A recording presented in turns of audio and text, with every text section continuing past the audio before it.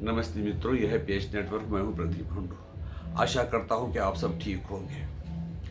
ईश्वर से यही प्रार्थना कि आप सुखी रहें। प्रधानमंत्री नरेंद्र मोदी को सोनिया गांधी जी की तरफ से एक पत्र मिला है जिसमें ये लिखा गया है कि आप ये जो ग्रेटर निकोबार में डिफेंस सिटी बनाने जा रहे हैं दो, जिसमें नेवी भी रहेगा, एयरफोर्स भी रहेगी और एयर स्ट्रिप भी रहेगा, पूरी मिलिट्री शक्ति होगी। उसमें सर्विलेंस का सिस्टम, रडार वगैरह भी होंगे जो कि चाइना पे नज़र रख सकते हैं।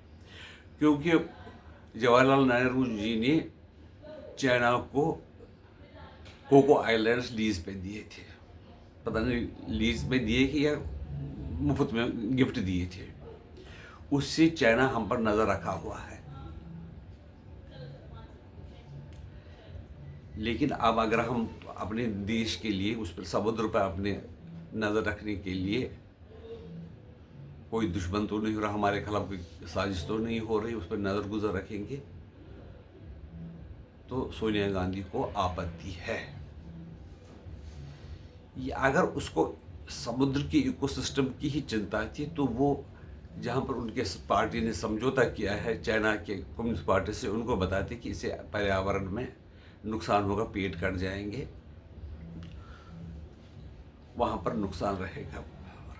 लेकिन इसमें अगर आपने देखा होगा, जो भी हाईवेज हमने बनाई थी तब भी कहा जाता था कि पर्यावरण को तकलीफ पहुँचाएगी। लेकिन हम अब देख रहे हैं आज हाईवे के बीच में इतने इतने बड़े पेड़ लगे हुए, शायद जितने कटे हैं उससे दुगने लगे होंगे।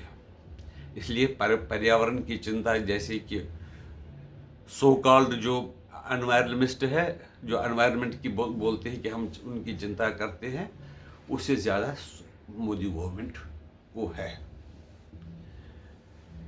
ये इसका मतलब है, ये देखने की ज़रूरत है ये सोनिया गांधी को पर्यावरण की चिंता है या और किसी की चिंता है, और या तो किसी ने कहा कि आप इस पर एक इशू बनाओ। दूसरी बात है, ताकि इस तरह से इशू बनाओ, ये जो एरिया है वो उस पर भारत की सेना का कंट्रोल ना रहे, और वो जो चर्च वगैरह कन्वर्शन करते हैं मछुआरों वगैरह का, वो उसमें कामयाब रहे, और ताकि सेंट मार्टिन को भी अमेरिका चाहता है, उसको भी क्रिश्चियन कॉलोनी बनाना चाहता है। ये बिल्कुल वहाँ से क्रिश्चियन कॉलोनी, हमारे जो मेघालय वगैरह जो स्टेट है उनको मिलाकर वो एक क्रिश्चियन कॉलोनी बनाना चाहते हैं। जो म्यांमार का प्रपोजल उनके पास है, जिसमें बांग्लादेश के यूनिस भी साथ दे रहे हैं, तो उनके प्रपोजल को वो सपोर्ट करती है, ऐसा लग रहा है मुझे। क्योंकि ये इनका जो मोटिव होगा, ये देशभक्त तो हो नहीं सकती क्योंकि यहाँ पर तो पैदा हुई नहीं है, और उनके बेटे भी, उनके पिता तो थे स्वदेशी लेकिन माता विदेशी है। दूसरी बात है, उनके पुत्र जो है वो मलेशिया गए, मलेशिया में देखे गए थे, लांगकावी जो आइलैंड है वहाँ पर देखे गए। वहाँ पर दुनिया के सारे जो जासूस वगैरह रहते हैं, कहते हैं कि जहाँ पर सीक्रेट डीलें होनी हो तो वहाँ पर लोग जाते हैं। वहाँ पर होटल वगैरह में होता है, जहाँ ये यहाँ तक कहा गया वहाँ का जो सफाई कर्मचारी होता है होटल का, वो भी किसी न किसी देश का जासूस होता है। राहुल गांधी वहाँ क्यों गए, ये तो सोचने वाली बात है। ऐसी जगह पर जहाँ पर मतलब अगर उनको आराम करना था, सम्मेलन में उन्होंने वो वोट यात्रा की थी, उसके साथ थकावट हो गई तो वो दूसरी जगह जाते वो ऐसे आइलैंड में गए जिसमें इतना ज़्यादा डेवलप नहीं है, और उसमें वो सिक्योरिटी पे घूम रहे थे। इसलिए क्या करने गए तो ये किसी को जानकारी नहीं मिलती। वो पहले भी कई बार वो बाहर गए हैं, उनके कहाँ जाते हैं कहाँ आते हैं उसका पता नहीं चलता है। अब ये जो बेटा और माँ ये क्या चाहती है किसी को पता नहीं है।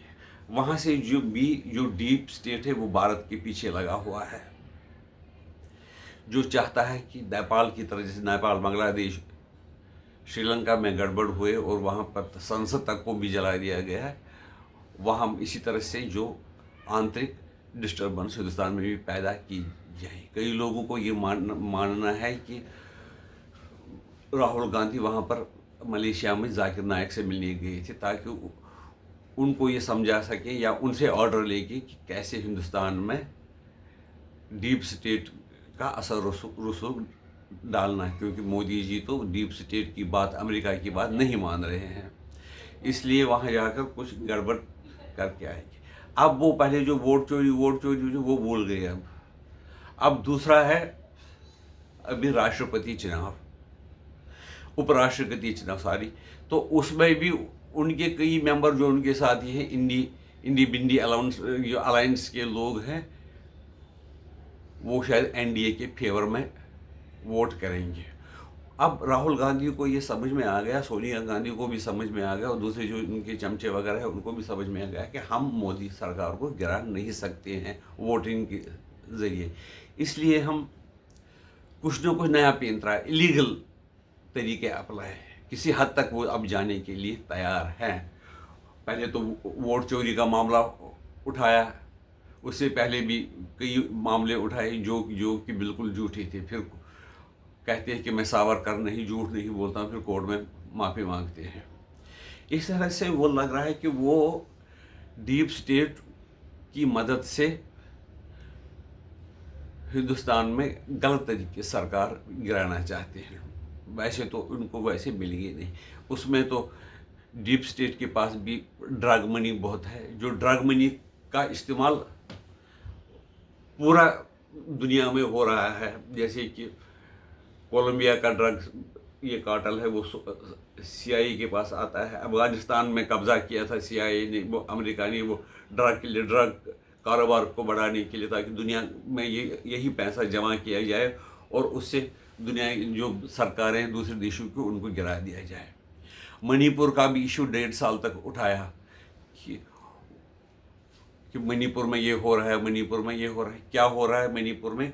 कुकी जो क्रिश्चियन हैं, मैक्सिमम सब कुकी क्रिश्चियन हैं, जिन्होंने जो असली हिंदुस्तान के है ही नहीं, वो मेतियों पर कब्जा करके, वो जो पूरा पहाड़ी इलाका उस पर कब्जा करके वो ओपियम की जो अफीम की खेती करते हैं और उससे जो पैसा कमाते हैं वो क्रिश्चियन मशीनरी हिंदुस्तान को डिस्टेबलाइज करने के लिए इस्तेमाल करती है और उनको गरीबों को क्रिश्चियन बनाने के लिए इस्तेमाल करती है। और हिंदुस्तानियों में ये तो वो जो नशे की आदत डालने के लिए किया जा रहा है। ये जो पैसा है ओपियम मनी, वो दूसरे देशों में भी जाती है। इसी तरह से ये जो सुनने में आया है वेनेजुएला वगैरह में जो भी ये मकसद है, वो भी हो सकता है कि ड्रग कार्टेल में हो, मदारो, लेकिन वो चाहते हैं कि अगर ये जो कारोबार है ड्रग का, ये भी हमारे हाथ में ही रहे, इसलिए मदारो को गिराना चाहते हैं। आपकी राय इसके बारे में क्या है, हमें बता दीजिए। हमारे चैनल को सब्सक्राइब कीजिए, आपके हम आभारी रहेंगे। भारत माता की जय। वंदे मातरम।